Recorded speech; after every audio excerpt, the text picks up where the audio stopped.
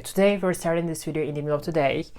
It's 5:30 right now and I'm gonna eat something. Now, before we start this video, I just want to say a few things. Normally, I practice English like, 6 days a week or 7 days a week. Sometimes 2 hours, sometimes 3 hours. Like, it's just fun for me. It's just not a task for me to practice English because I love speaking English, okay? 6 years ago, when I started learning English with friends, I made a promise to myself. Like, I told myself, Arsen, in the future, whatever job you get to do, that job will include speaking English all the time. I had no idea what to do, but I love speaking English so much. And the second thing is, the job that you have will be useful. I don't care how much money I make, this job needs to give me fulfillment, okay? The other dream that I always had since my childhood was going abroad. I really want to go abroad. I don't want to stay in Turkey. And when I was a kid, I used to read Charles Dickens all the time because I was dreaming to go into London. It was just a dream, but I always wanted to go to a country where basically I have dreams. I don't care if they come true or not, but I just want to follow my dreams. I just want to work towards my dreams. I just want to pursue my dreams, okay? I will never give up. I don't care if it comes true or not. I will just work towards my goals. I will never stop. Okay, right now I'm gonna watch this YouTube video. 2 days ago, I started watching Bohemian Rhapsody. Most of the time, whatever TV show that I watch, I always get this urge to binge watch the interviews of the artists that are in the movies that I like the most. Lucy is British and I like her accent so much and I wanna expose myself to British accent so much. I binge watch her interviews.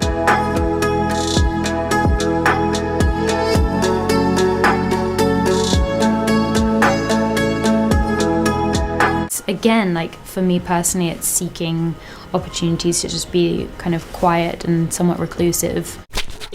When she says reclusive, directly the word from the girl with dragon tattoo comes to my mind.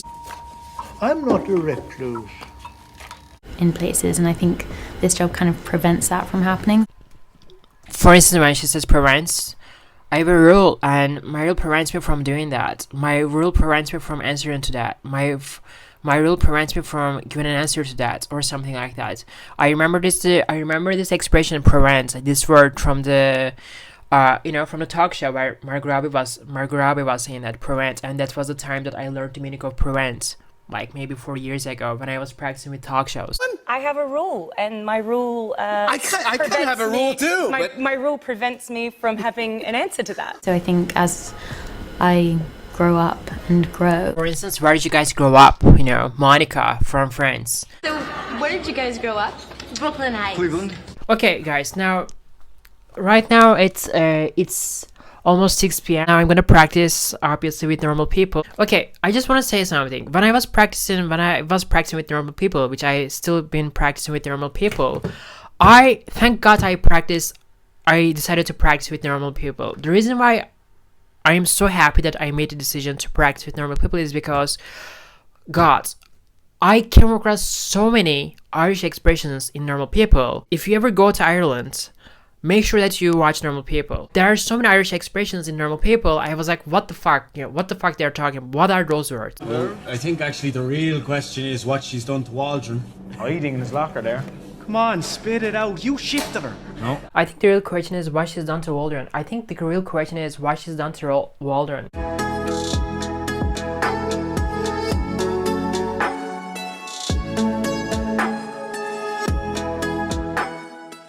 Hiding in his locker. Come on, spit it out. You shifted her. Guys, I want to talk about this word shift. Let's say you go to Ireland and you go to a bar, okay? You go to a pub, or you meet a girl there, or you meet a boy there, and randomly, and then you just start to kiss each other, and you're using your tongue. So basically, if you're kissing someone using your tongue, you kiss this person very hard, intensely, and basically tongues are involved in the kiss. So this is what we call shifts. I mean, Irish people call shifts. So basically you will come across this expression in Ireland if you ever go there. And the funniest thing is, I had no idea about the meaning of shifts, and I looked it up in the dictionary, and also randomly I came across this tweet about shifts. Look at this, guys. This tweet is from 2020. What about the time I went to One Direction concert on my own in Dublin and even made a special poster for the occasion. Alas, I didn't get the shift. So I didn't get the shift. Will one of you shift me? Like, what is the meaning of shift? Also, there's this tweet, and here I thought you wanted one of them to cover your shift at your job. The meaning of shift is Irish slang for kissing, Frenching, pashing, snorging, making out. So basically, for kissing someone, that means you're shifting. The best shifting scene from the movie world is this scene, Spider-Man, upside down kiss. And also, I found this survey, I found this poll about the meaning of shift. Over 4,000 people voted, including us. If someone tells you they got the shift, do you understand that to be any kind of kiss, a tongue kiss, how do you pronounce that? I don't know. Kiss and ancillary touching on the right. Kiss and ancillary. I don't know the meaning of ancillary. I will have to look it up in the dictionary. Kiss and ancillary or ancillary. How do you pronounce that? I don't know. Ancillary. Touching the right. The right obviously means sex. And any kind of kiss, a tongue kiss. So basically, as you can see from the poll, the meaning of shift is kiss. You're kissing someone intensely using your tongue. Anyways, we keep going. God, you're not having an affair with her, are you? God, you're not having an affair with her, are you, Sarah? You think it's funny joking about stuff like that, do you? I think it's funny joking about stuff like that, do you? People going at me like I fancy her. I don't fancy her. Or people going on at me like I fancy her, I don't fancy her. Guys, I wanna explain the meaning of go at someone. If you're going at someone, like this is the expression that I learned from normal people. That means you attack someone, or you criticize someone, or you confront someone verbally or physically. In this example, Connell's friends going on at him because people think that Connell isn't having an affair with his teacher. That's just the way. Very cozy. And this is very inappropriate, and Connell's friends are like, oh, how can you do that? Shame on you. How can you have an affair with your teacher? Shame on you. So basically people are attacking you, criticizing you, so you can say that people are going on at me. Let's say someone's dating, Leonardo DiCaprio is dating a girl that are way younger than him, like there's a huge age gap. People are going on at them like, how can you date someone that is like 20 years younger than you, or how can you date someone that is like 20 years older than you? Shame on you, like things like that. He's almost as drunk as Rachel. Fuck off, Rob, you passed out in a hedge. Fuck off, Rob, you passed out in a hedge. Fuck off, Bob, you passed out in a hedge. The meaning of hedge, I don't need to explain the meaning of hedge. Sometimes, when it comes to checking out the words that I don't know, when it comes to looking up words in the dictionary, sometimes I search the images rather than the meaning of the words, if they are not abstract words. And in this case, hedge is not an abstract word, it's a physical, tangible word. This is the meaning of hedge, guys, okay? Two more important, very important Irish expressions, Irish slangs, grand and sound. Guys, these words, grand and sound, these are Irish words, are very important because these are filler words. Irish people, I guess, they use it all the time. Yeah, get your drink. Yeah. Yeah. I'll have a cup of tea. Tea? Just through there. This way? Yeah. Grand. Come on in, here. Instead of saying hello, they say here. Come on in. Can I get you a drink? Yeah, I'll have a cup of tea. Okay, through here. Yeah, just through here. Tea? Yeah, just through here. That's right? Yeah, grand. I like this scene so much. The reason why I like this scene so much is because this is 100% relatable. Like, you will have a guest. Someone's gonna come through the door, walk through the door, and you will be like, yeah, come on in. Can I get you a drink? Can I get you beer? Can I get you something? Yeah, I'll have a cup of tea. Come on, through here. For instance, guys, that wouldn't come to my mind, saying like through here. Like through here. That would never come to my mind, like saying this through here. So that is the beauty of practicing with the scripts. I love practicing with scripts because this scene is 100% relatable. Just, through here, that's right. Just through there. This way? Yeah. Grand. Grand means that fine, alright, okay. For instance, how are you doing? How is work? How's work? Grand. Grand. That means it's good, it's okay, it's going good. How are you doing today? Grand, you can say. I'm doing good. Basically, if we're saying grand, that means good, fine, All right. Sorry, man. Do you fancy a beer? Yeah, so. Sweet. See you in a minute. Do you fancy beer? Do you fancy beer? Yeah, sounds. Thanks. And sound is also another Irish word where you say like, yeah, okay, fine, thanks, cool, like sounds. You know. The other very important thing is, for instance, when you just watch a TV show, there are so many parts that you miss out, you don't pay attention to, or you don't notice. But when you get your script and you start to practice on the script actively, you know, you pay attention to every single details, every single words, and you realize, you notice the parts that you missed and you didn't realize throughout the movie, throughout the TV show that you were watching. For a few seconds, I want to talk about how to choose the right TV show when it comes to learning English. Now, when it comes to learning English, obviously your level matters the most. Like, what is your level? Right? But if you're a beginner level, what you need to take into consideration when it comes to choosing the right TV show is, as a beginner level, if you're a beginner, I would highly recommend you to pick a TV show that has the most realistic dialogues. This is why I always recommend you to start with sitcoms. Sitcoms have like the most realistic dialogues most of the time that are very close to our daily lives. Start practicing with sitcoms. If you're intermediate level where you're able to make sentences and basic lines, etc., but you want to expand your vocabulary, like you want to make more complicated sentences, then I would highly recommend you to pick a TV show that serves your interest. You know, pick a TV show like whatever interest you have in life. Pick a TV show that is very close to your interest in life. What I mean by that, for instance, when I chose House of Cards at the time in order to improve my vocabulary, and The Crown, because I did my major in history. I did my second major, double major in anthropology, which I didn't graduate. I dropped out, but anyways. And also I studied theater, criticism, and dramaturgy at the time. And so basically the reason why I prefer to practice with House of Cards and The Crown at the time was because they were political.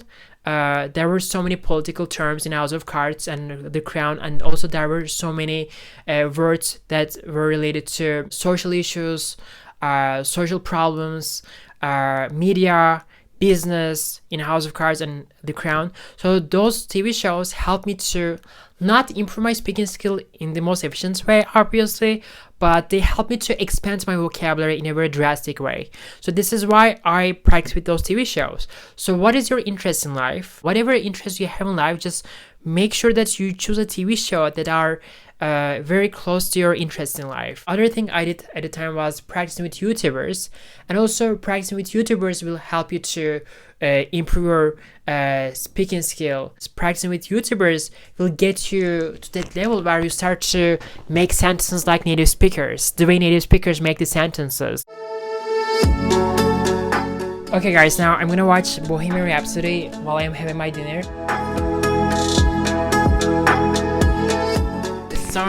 This movie made me so emotional, I don't know, for some reason.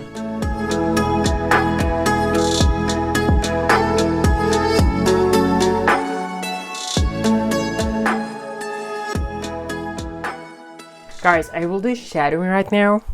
Guys, I feel so sleepy right now. After dinner, I always feel so exhausted, so sleepy. Like, I have no...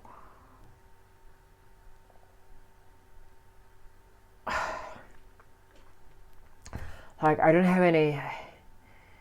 I don't feel like doing anything. So this is why I always do shadowing. Because shadowing is easy, you know? Like, doing shadowing is easy compared to other parts of learning English, aspects of learning English. Because shadowing is easy, because, you know, all you have to do is just repeating the lines of the native speakers. So I'm gonna do shadowing with Avrey again. Day in my little insomniac life. You know, just a few videos ago, I tried to practice do shadowing with Hassan Piker. Okay, my controversial opinion on the matter. So my controversial opinion on the matter. Are you guys ready for it? Yeah. You guys ready for it? Wearable tech will only get like broad usage. Wearable tech will only get like broad usage, you know? But I thought to myself, Hassan Piker is speaking so fast, and this is not good for you. Like, I'm speaking so fast already. He's not gonna affect me in a good way in terms of speaking. So I will practice with Avrey. I like doing shadowing with Avrey. It's just weird when your life literally just changes. It's just weird when your life literally changes. It's just weird, you know, when your life literally changes. There's just no option to go back to how it was. Like, Harry Styles literally wrote a whole song about it. And it's just like there's no option to go back to how it was. It's just like there's no option to go back to how it was. Yeah. Like, Harry Styles literally wrote a whole song about it. Like, Harry Styles literally wrote a whole song about it. My phone addiction is so horrible. My phone addiction is so horrible. My phone addiction. Yeah, speaking of phone addiction, speaking of social media, like, I just want to say that in my personal journey, like 6 years ago when I decided to learn a language, I also decided to stop using social media because I was horribly, terribly addicted to social media. I was active on Facebook, on Instagram, on Twitter, all three platforms. I'm very active. Like, not just this time that I was spending was wasted, but also your mental focus. It just affects your mental focus because you study, you practice, you study something, you do something, and then the first thing you do after studying, you know, or doing something as a reward to you directly, as an escape, you directly go on social media. It's your escape, and it just kind of like you know, stops me to think about many things. Like, it stops me to come up with ideas. So basically I try, and also it doesn't make me happy at all. Like, using social media really doesn't make me happy, and so that's why or even now, right now, you know, recently I try to be more and more active on Instagram as a way of communicating with you guys.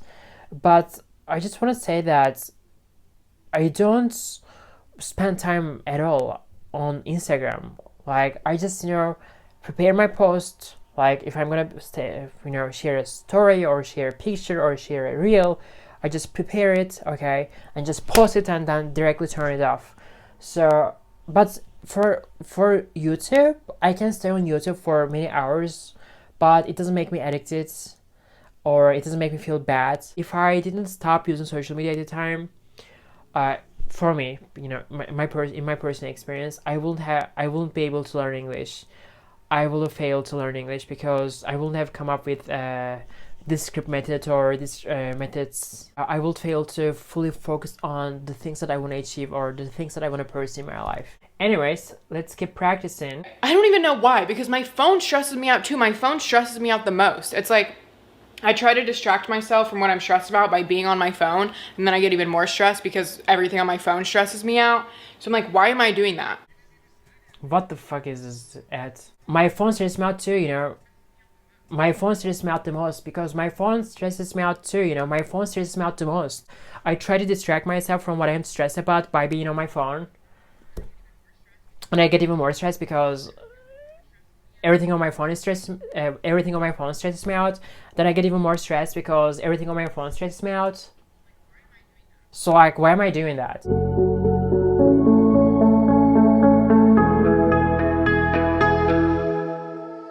I just want to say something here. The last day I was, you know, reading Normal People, and I just want to say something here. You can learn English by reading books. I mean, you can learn words. Most likely you will end up forgetting most of them, half of them. But anyways, that's not the point. My point is, you can learn English by just reading books. The reason why is because, guys, for instance, look at that. There's this dialogue in the book of Normal People. You should study English, says Marianne. Do you think I should, or are you joking? I think you should. It's the only subject you really enjoy in school and you spend all your free time reading. Now, there is this sentence. Do you think I should, or are you joking? And in the scripts, in the TV show, in the scripts, you will see that you should change to English. Do you actually mean that, or are you joking? You should change to English.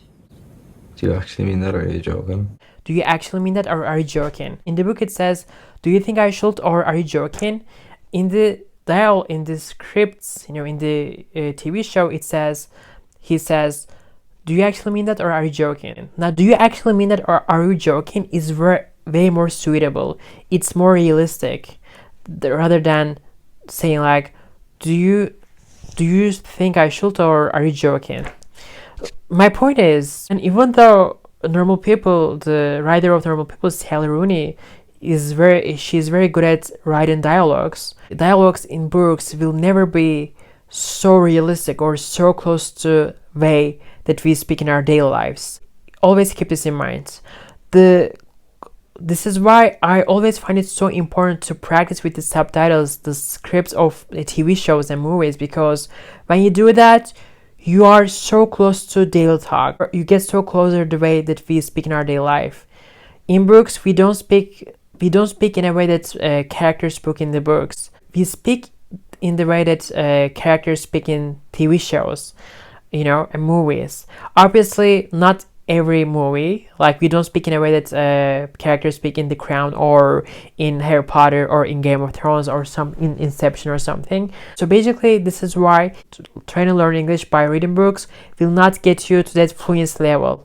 But practicing with scripts, practicing with the subtitles of the TV shows and films will get you to that fluency, because the way characters speak in the movies, in the TV shows, the dialogues, their speech are very relatable, very close to the way that we speak in our daily life.